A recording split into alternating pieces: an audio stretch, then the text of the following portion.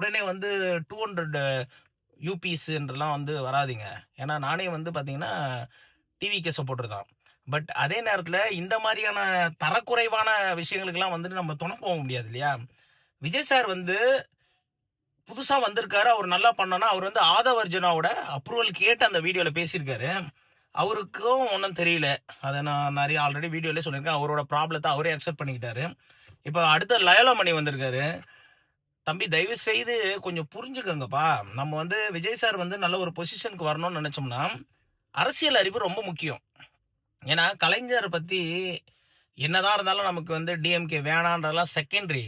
But கலைஞர் வந்து இது உண்மை. நீங்க எங்கனாலும் போய் செக் பண்ணிக்கங்க. அவரோட கட்சியில இருக்கவங்க, கூடயே இருக்கிறவங்க, ஈவன் அவரோட பையனா இருந்தா கூட சரி, யாராவது ஒருத்தர் தப்பான ஒரு பேச்சு பேசிட்டாங்கன்னு வச்சுங்களேன், அறிவாலயத்துல வாசல்லயே வச்சு பலார்ன்னு அடிப்பாரு. "நீ பேசுனது தப்பு." ஏன்னா, ஒரு 4:30 மணிக்கு எழுந்தாருன்னா, எல்லா நியூஸ் பேப்பர்ஸும் படிப்பாரு. இதனால தான் அவர் வந்து அரசியல் சாணக்கியன். விஜய் சாரும் அரசியல் சாணக்கியனா வரணும்னா, இந்த மாரி தம்பிங்கள வந்து வழி நடத்தணும். இது என்னோட தாழ்மையான வேண்டுகோள் தான். தயவு செய்து கொஞ்சம் புரிஞ்சுக்கங்க. ஸ்பீக்கர்ஸ் கொஞ்சம் ஸ்ட்ராங்கா இருங்க. தேவையில்லாத வார்த்தைகள் பேசாதீங்க. நமக்கு இன்னும் மிஞ்சி மிஞ்சி போனா 1 மாசம் கூட இல்ல பிரதர் அரசியலுக்கு.